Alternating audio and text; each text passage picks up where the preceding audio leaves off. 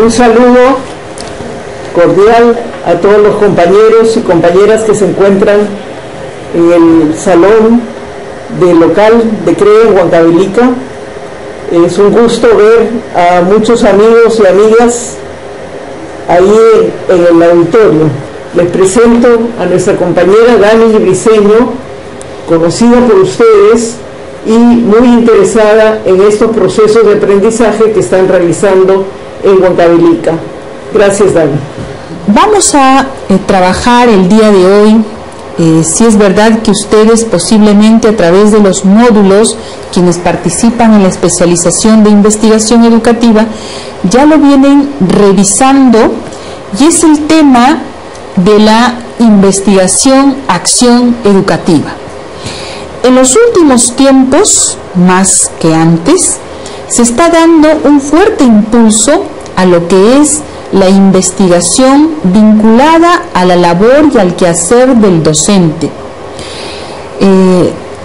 Lo que ha ocurrido es que frecuentemente la investigación ha estado desvinculada del docente y más aún de su práctica docente. Y quienes han hecho investigación en el campo de la educación han sido otros actores y no necesariamente los propios profesionales de la educación.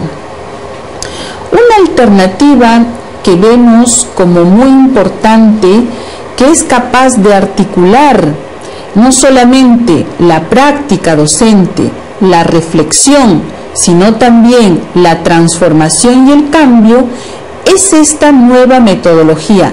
Nueva en tanto algunos no la hemos aplicado, nueva en tanto se constituye en un desafío para ustedes y nosotros.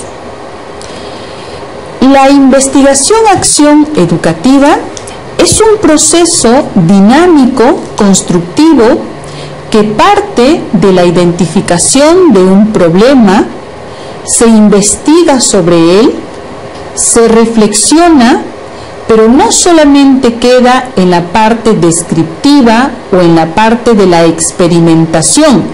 Ustedes a través de los módulos se van a poder dar cuenta que la investigación-acción tiene sus raíces en la investigación descriptiva y la investigación experimental, pero además busca que el docente, actor importante en el quehacer educativo, reflexione sobre su práctica, transforme la misma y nuevamente, conjuntamente con sus estudiantes y otros actores, pueda ir modificando, identificando nuevos problemas, planteando nuevas alternativas de solución y haciendo los cambios y o mejoras respectivas.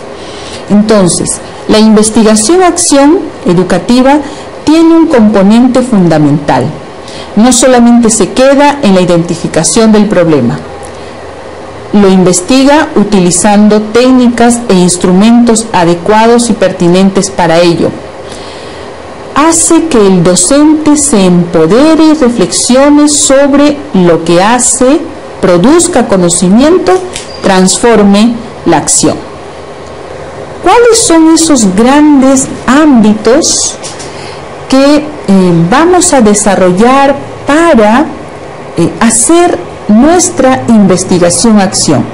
Recordarán ustedes que una actividad principal para efectos de la especialización será que diseñes, que ejecutes y que evalúes, difundas una investigación-acción emergida desde tu propia aula, producto de la reflexión de tu propio espacio de trabajo. Un primer aspecto que ha de tener la investigación-acción que ustedes formulen es esto que corresponde a los datos generales de la investigación-acción. El nombre de la institución educativa, es importante que identifiquemos el contexto, que precisemos la ubicación del centro y los detalles justamente del contexto, dónde se ubica, en qué zona, qué características presenta nuestra comunidad en la que está inserta la institución educativa. podamos identificar en qué área curricular vamos a hacer la intervención, tenemos que precisar quiénes van a ser los actores beneficiarios de la investigación-acción.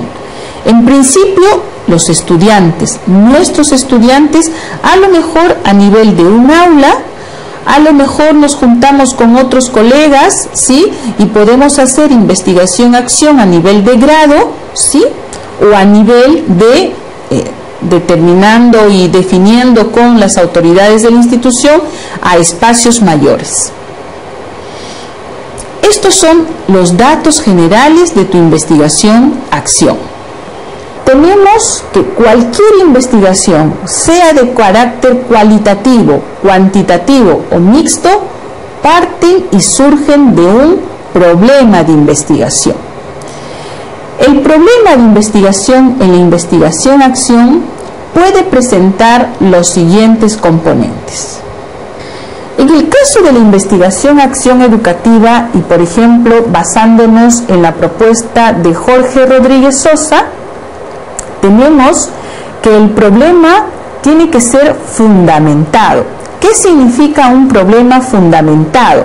Significa que usted va a identificar una situación de quiebre o conflicto que se suscite en tu aula, en tu grado, nivel o área, etcétera, ¿sí? Pero tienes que señalar por qué es un problema. El punto 2, lo que es la formulación del problema, se refiere a que vas a precisar, ¿sí?, con claridad, con sencillez, en qué consiste tu problema. Entonces, no se trata en la investigación-acción de que tú hagas páginas sobre el problema, sino que tú seas lo más conciso, pero lo más claro, e identificar cuál es la situación problemática, ¿sí?, que te está afectando el aprendizaje de los estudiantes. Un tercer componente es la formulación de la guía de acción, o en algunos otros libros tú lo vas a encontrar como hipótesis de acción. A diferencia de la investigación cuantitativa, donde la hipótesis se formula ¿sí?, se formula antes de, o se formula para ser comprobada, en la investigación-acción recuerda que las hipótesis tienen otro sentido. Son los que nos van a dar las guías, las pautas y orientaciones de qué vamos a hacer para mejorar y para solucionar el problema. Aquí la hipótesis de acción, entonces, no es una camisa de fuerza. Tú la podrás ir modificando a medida que realices la investigación. Un cuarto componente en lo que corresponde a presentación del problema es la justificación de la acción. ¿Por qué? ¿Para qué has planteado tú esa hipótesis de acción? ¿Qué quieres lograr? ¿Sí? Es decir, ¿cómo tú estás planteando esta alternativa de cambio y de mejora? ¿Qué efectos esperas que logren o qué resultados esperas lograr, por ejemplo, en el aprendizaje de tus estudiantes? Como toda investigación, la investigación-acción también contempla un marco teórico. Recordaremos que al principio dijimos que la investigación-acción investiga, ¿sí?, pero también reflexiona.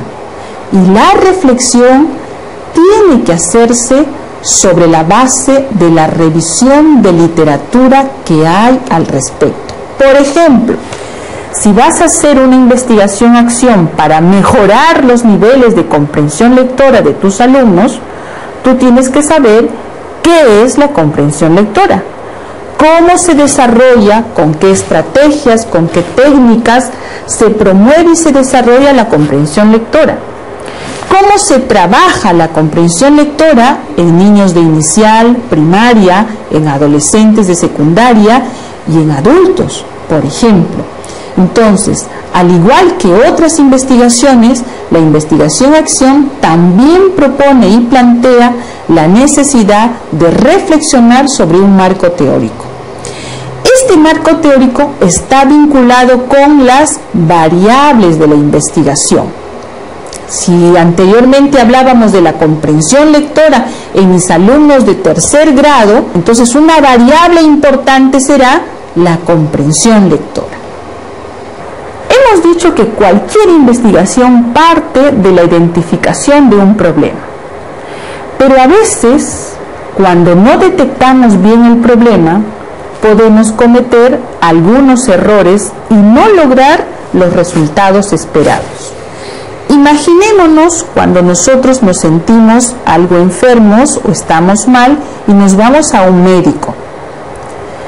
A veces en el seguro, si ustedes han ido al seguro, a veces los médicos ni siquiera nos miran y ya nos recetan, ¿sí?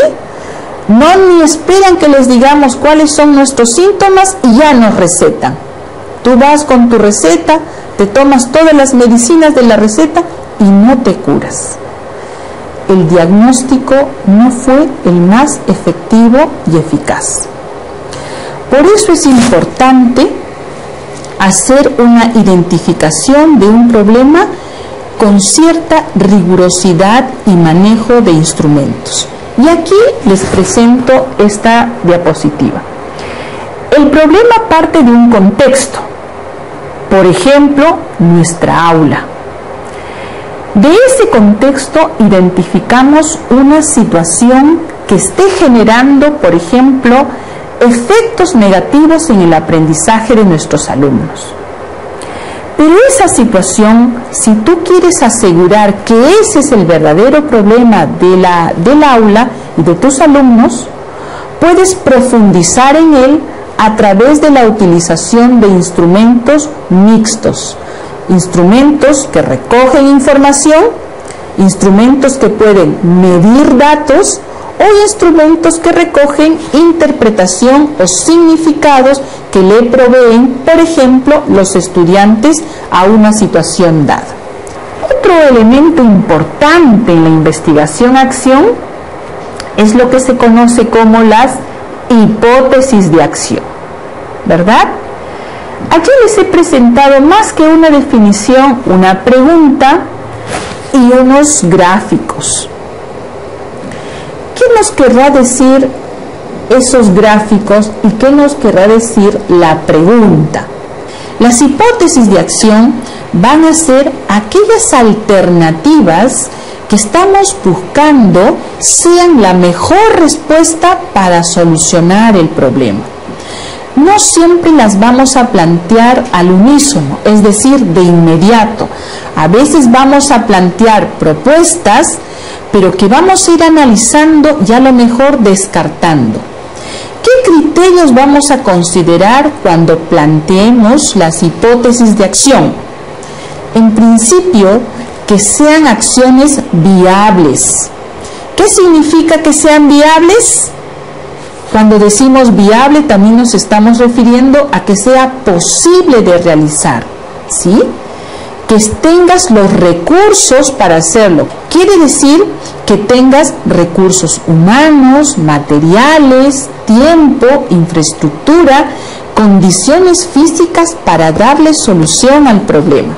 Acorde a la realidad, a las necesidades de tus estudiantes, eso significa que sea una alternativa pertinente a lo que usted está planteando en ese contexto. ¿Estamos? Entonces, las hipótesis de acción son esas alternativas que nos vamos a plantear a partir de esta pregunta. ¿Qué debemos hacer para superar el problema identificado? Entonces, son esas acciones, estrategias, ¿sí? Condiciones necesarias que nos van a orientar en la búsqueda de la solución al problema. Hemos dicho que al igual que cualquier otra investigación educativa, la investigación-acción